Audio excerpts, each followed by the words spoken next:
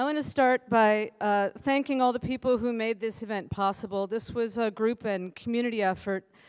And without the community of people who stepped forward to create this space with us, this weekend would not have happened. So I've tried to collect some acknowledgements, and I apologize in advance if I'm forgetting anybody, but I'd like to just do some shout outs really quickly. First of all, I would like to thank our tea crew. Thank you, tea crew.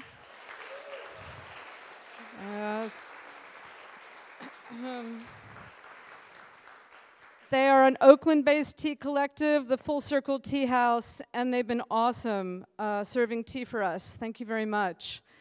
We'd also like to thank Chef Emma Sanchez for feeding us.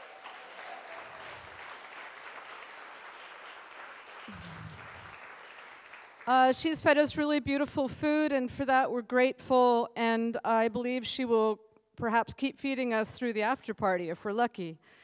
I'd also really like to thank our registration crew, Andrea, Violet Devine. Yeah, they've been really awesome, and they received you really beautifully, and we thank them for that. I'd also like to thank our safety crew, Z and Dragon. Could you wave your hands?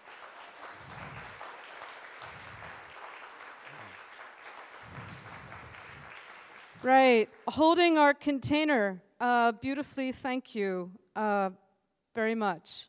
And if anybody needs an escort out of here today, please ask one of these people. They will help you, as they have been doing all weekend. I would also like to thank the people who did the social media and promotion for this event, in particular, Hannah Neal and Tanya Abdul. Yes.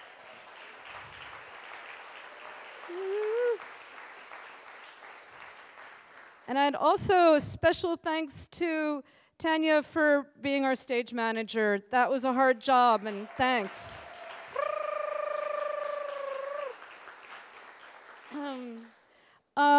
I would also like to thank the Omni. Rob, you're awesome. Thank you so much. Apologies to Fat Beats for inadvertently taking their tables. They took them back.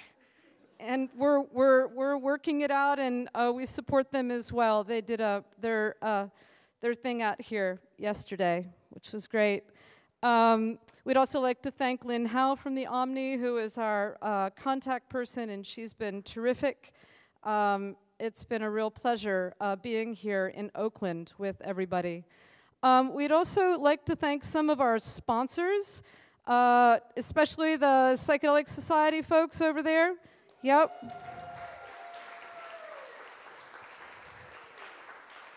Sage Integrative Health, yes. Support them. Of course, Dr. Frank Lucido and Maria Mangini. Woo! Right, support your local community healthcare providers. They provide us excellent care, and for that we're grateful. I'd also like to thank some of our other sponsors. MAPS has been a sponsor of this event, and we have members of that community here as well. Yep.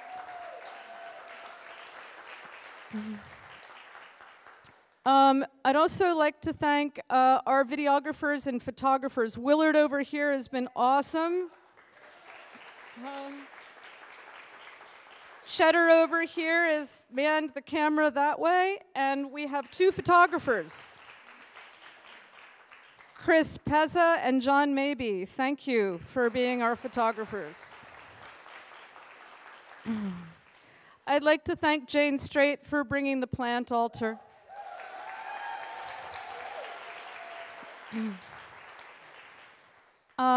And I'd also like to thank everyone who is about to help us strike out of here, because the Omni needs this space at 3 to make way for another group who's coming in, and we want to be respectful of their space. So we're asking that if we're going to wrap up our program by about 1:30. Anybody who is here left in this space, please help us clean this space and honor this space and honor the collectives that work in this space, the people who will come in after us in this space.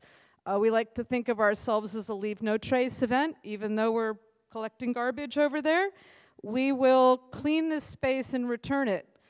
And if you can help us do that, that would be awesome. I'd also really like to thank our speakers. We had an amazing group of speakers here this past weekend, and they have brought us on a journey together. And I would just like to thank everyone who spoke, especially people who came from a long distance to be here. Yeah.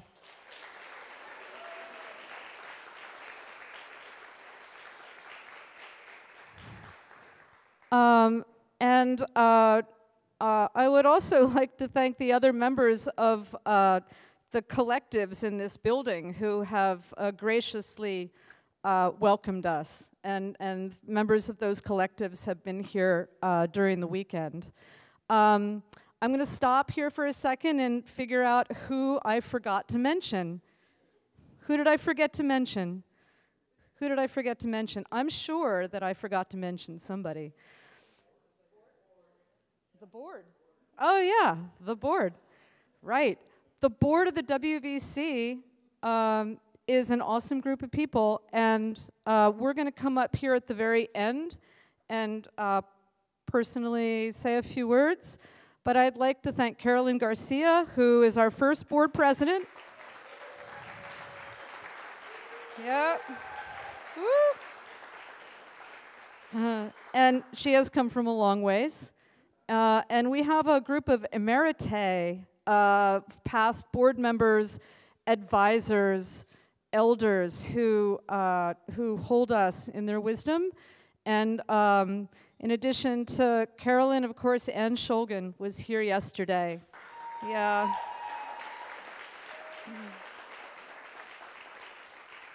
Yeah, Diana Slattery, Dennis Barry.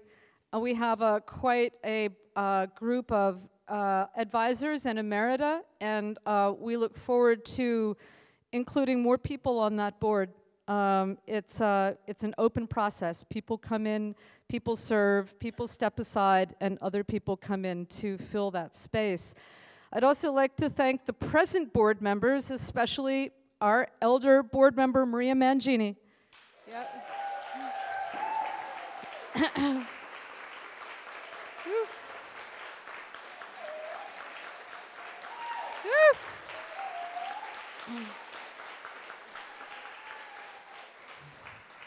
And also Danielle Schumacher. Thank you, Danielle, our newest board member.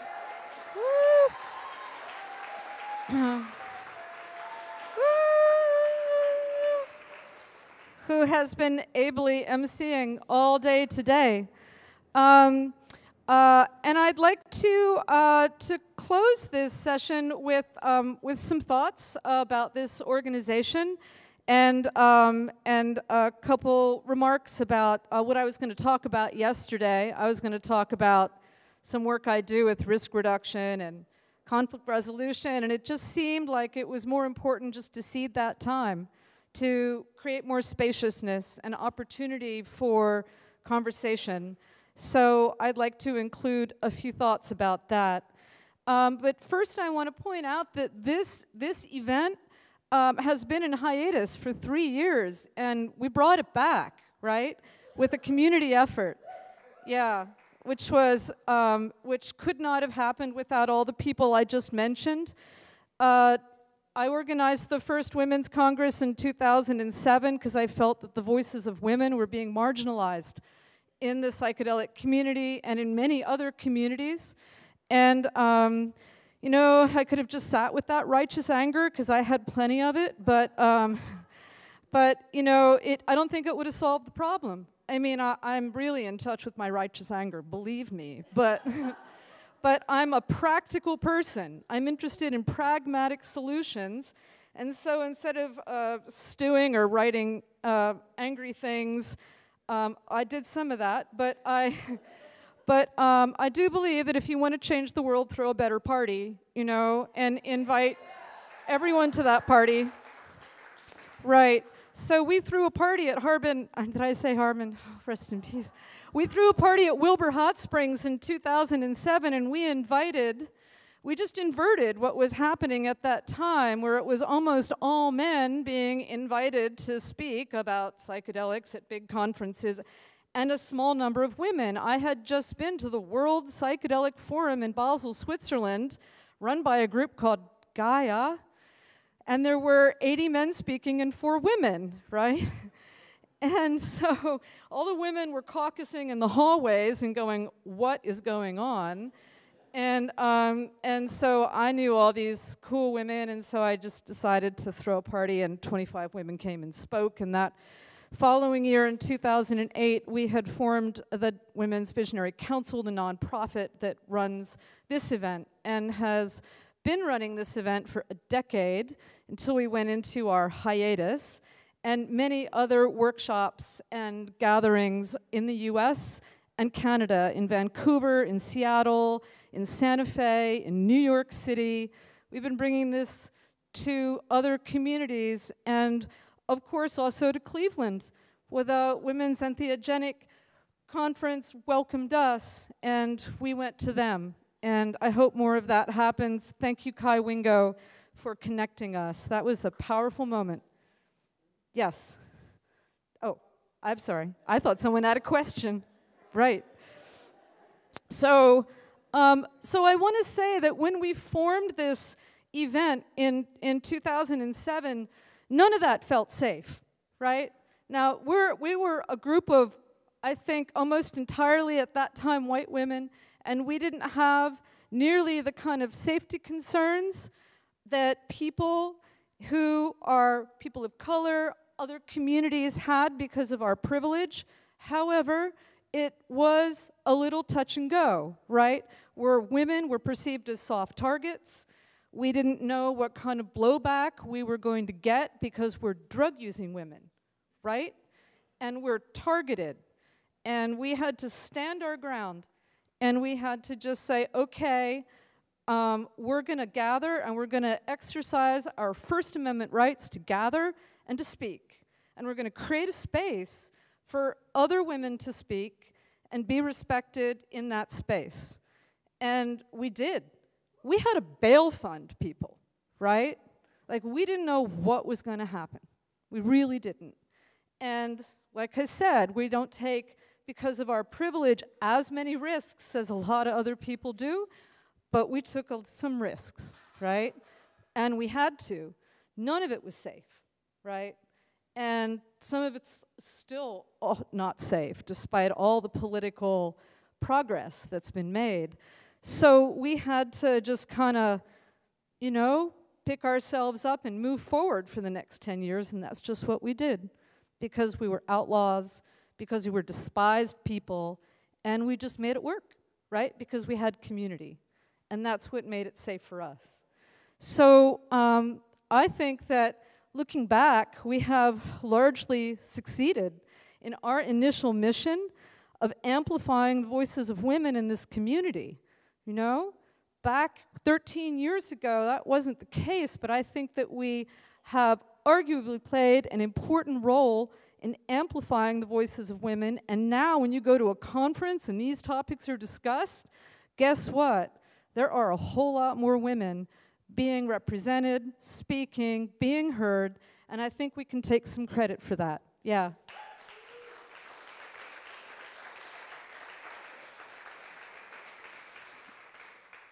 So while we've succeeded in that initial goal, we have a lot more progress to make. We've got a lot of challenges ahead of us. As Lenice was just saying, we need to do coalition building, we need to build trust, we need to express and receive genuineness from each other, and that's going to take time. And it's not going to always be easy, and I just want to thank everyone here for their generosity and their kindness and their willingness to hear other people, because I think that's really important. Remember, we started this organization because we weren't being heard, right?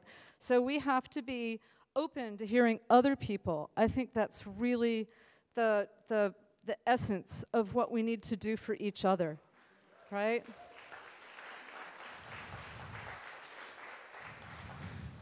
And part of that was moving this event to Oakland. We had to make this event less expensive. We had to make it accessible. We had to come off our mountaintop in Petaluma, which was beautiful, but we had to come here and be open and be part of other communities and be accessible. And I think we're on our way to doing that. And I'm hoping that that continues to evolve. The second challenge I think we're facing as a community is addressing conflict within our community. And I think that this is really important. And I think we're living in a historic period of intense social conflict and justified rage about oppression against women, against queer communities, against people of color, people who use drugs, people who can't afford housing here in the Bay Area, people who are under-resourced.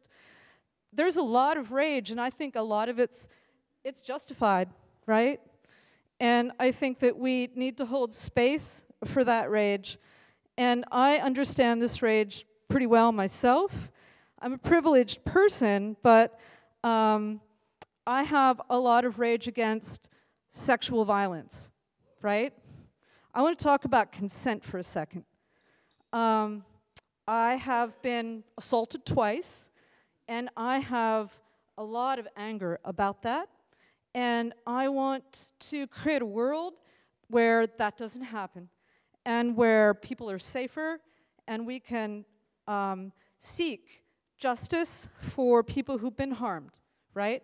So I want to talk about that just for a little bit, because this is, I think, a really important thing in our community and in a lot of other communities.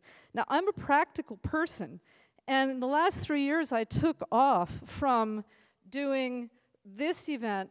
I have been working with other communities to co-create risk reduction and conflict resolution systems. And I invite you as a community, as members of our community, to co-create a system with us, right? Because this is really important work, and it's got to be a collective process, right?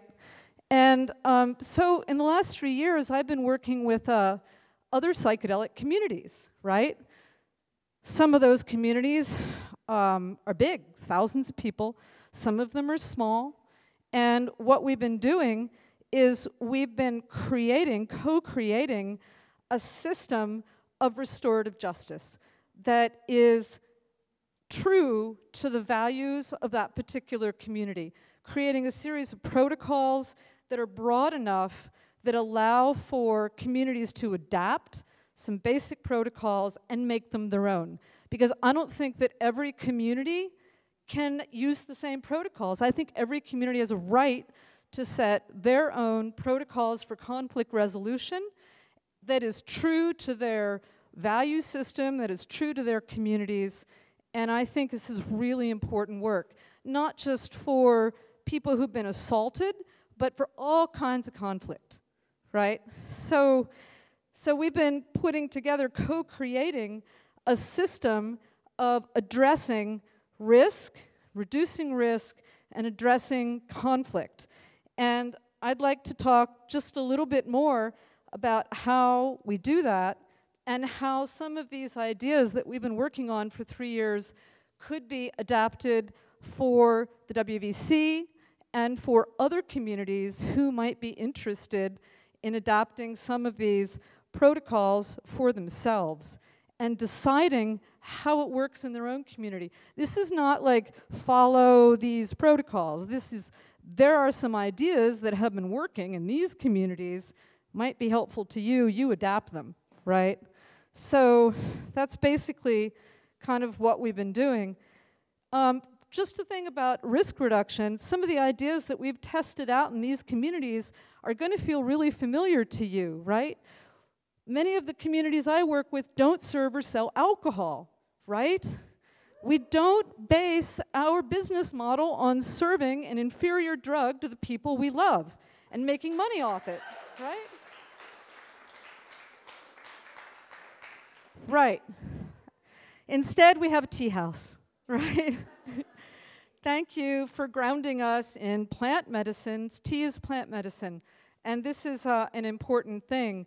Some other things that we do, we organize a ranger crew, wow, to help hold the space, right? And we have done that here. They're volunteers from our community. They reflect our values. They're our safety team. We feed each other nutritious food. This, too, is risk reduction. Another big shout out to Emma and her crew, right? There is a deep connection between food and farmers and our wellness and our connection to the land, and I hope that was clear in the people who spoke here, right? Is that clear? We have to honor those people, those farmers, those food producers, those food workers, and really understand that they are essential to our wellness, right? At our events in other communities, we also have our version of the Zendo, where people can be held and received if they're having a difficult time. And I want to thank the people who were here this weekend, who are therapists and counselors, who were able to hold some of us as we were having challenging moments. Thank you. Could we have a round of applause for those people?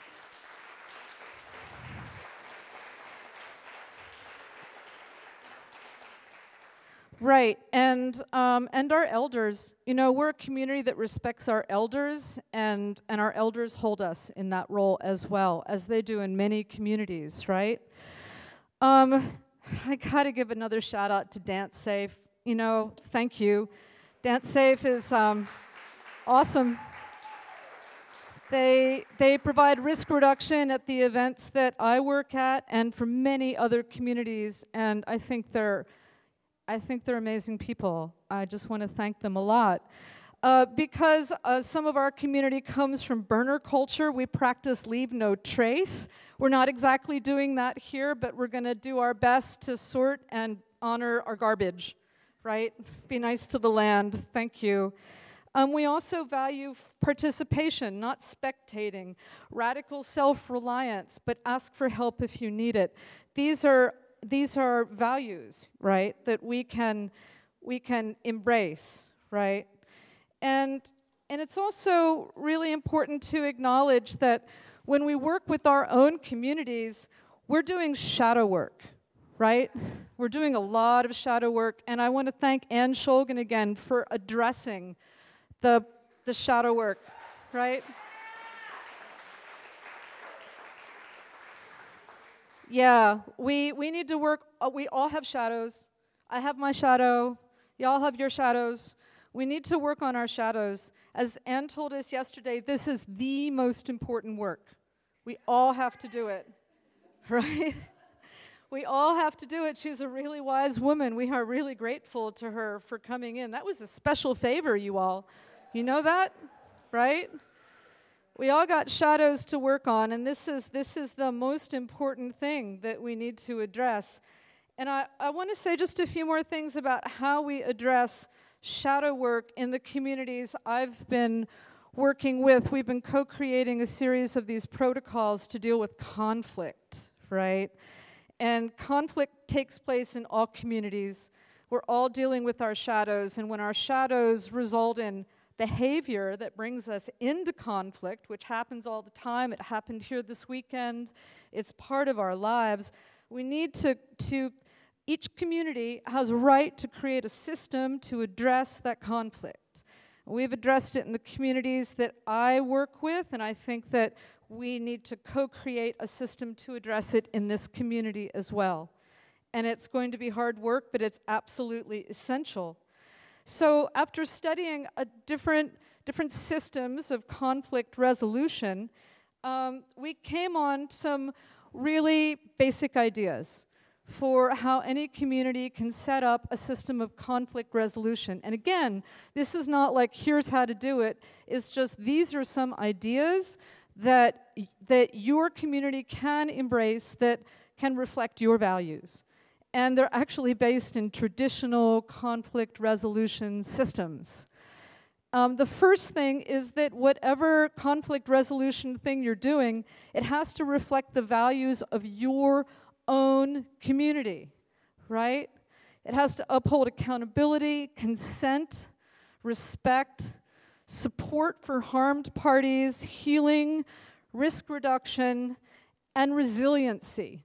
I'm really into radical resiliency, right? How can I be radically resilient, right? We're in this for the long haul. This is not a short-term project, right?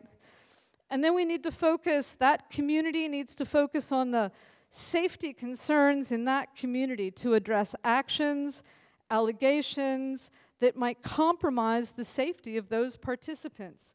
And each community has a right to do this.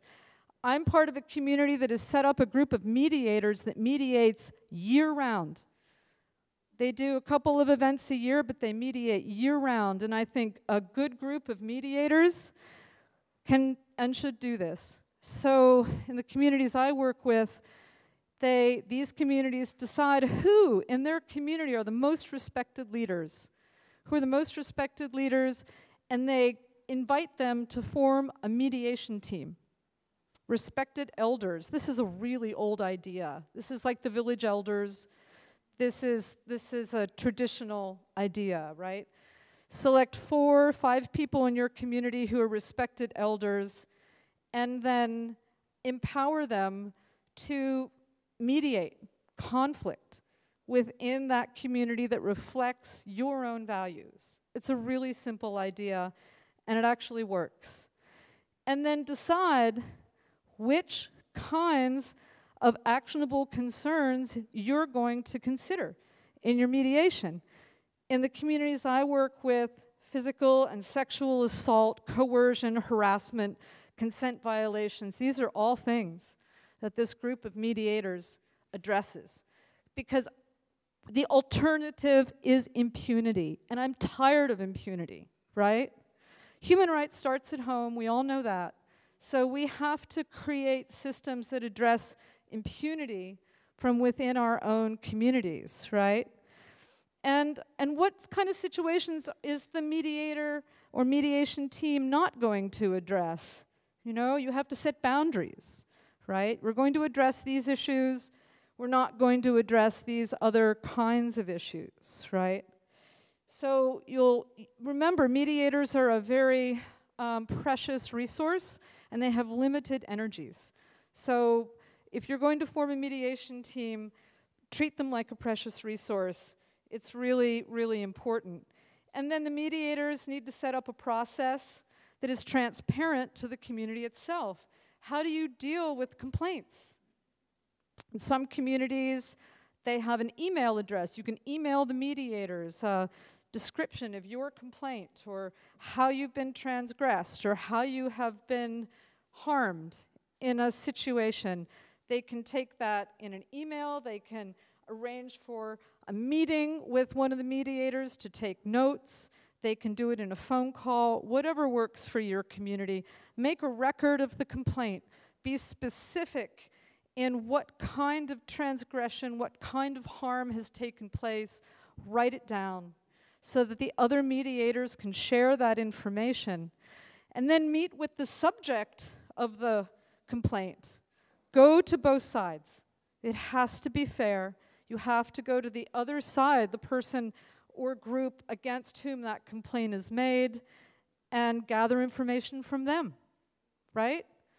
Write it down. We're creating our own systems of justice that reflect our own communities, because most of us don't trust the criminal justice system, right? It's racist, and it's been incarcerating us for years, right? So we have to kind of create our own systems. But there's an aspect of fairness to hear from both sides, ask clarifying questions. If there are witnesses or outside information, gather that, write it down, share it with the mediators, and then decide. Decide what you're going to do, right? Are you going to take no action? Are you going to ask people to go into counseling? Are you going to ask them to temporarily set aside from your event or your gathering for a period of time? Are you going to take steps to reintegrate them back into the community? I want to do a special shout out to the counselors and therapists at CIIS. we have reached out to them and worked with that community of counselors and therapists because they don't discriminate against you for the kind of sex you have or the kind of drugs you do, right? And so we reach out to them and we ask them to support us, and we refer people out to that community of therapists for mediation, for counseling, and for support. And then, you know, even though you have a team of mediators, you have to manage cases. If you're going to put somebody through an education process, make sure the mediators aren't the same people who are bringing somebody through an educational process, because you'll burn them out. And you don't want to burn out your mediators. They're a precious resource. I hope that makes sense. So those are just some thoughts. It's not a perfect system. Each community is implementing it in different ways. And each community is trying to find a way to be radically resilient, to ask people to strike a careful balance between accepting that it's an unsafe world and creating the world we want to see, and being able to take responsibility for our own safety, and also ask the community to hold us and create a safer space, a safer world within the communities that we care about in a way that reflects our own values, right?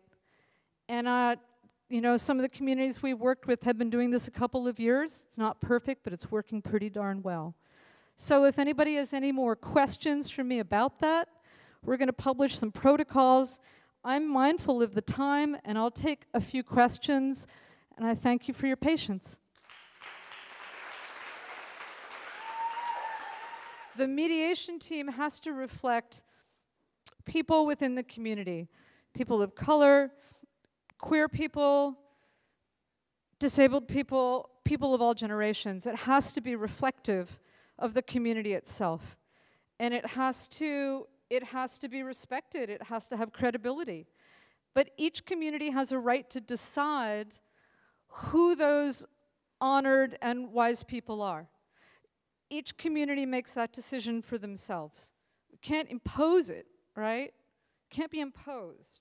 It's got to come from within. Does that help address your question? Great. More questions? Yes.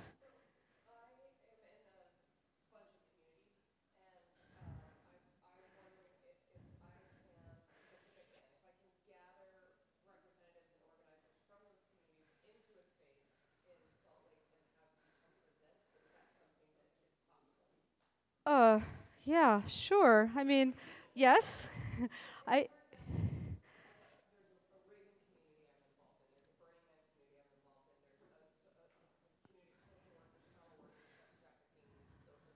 Sure.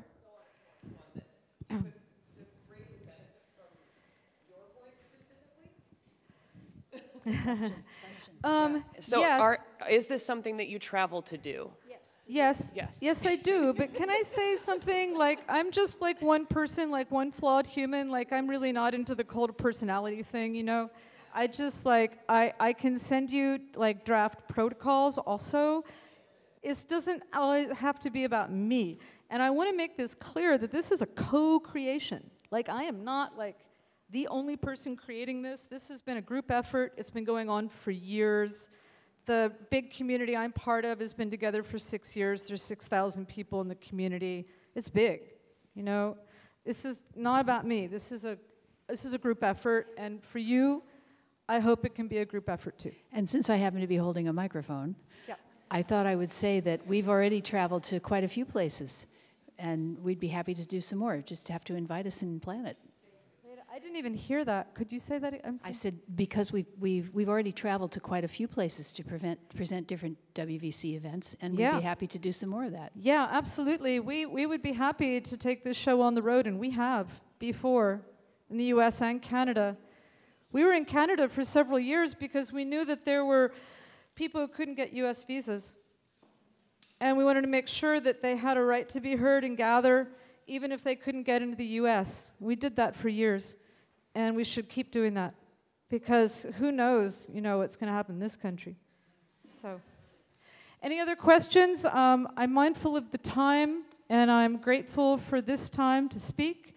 And I'll take any more questions, or you can talk with me individually afterwards. Questions, questions, questions. We want to be inclusive here for people's questions. Awesome.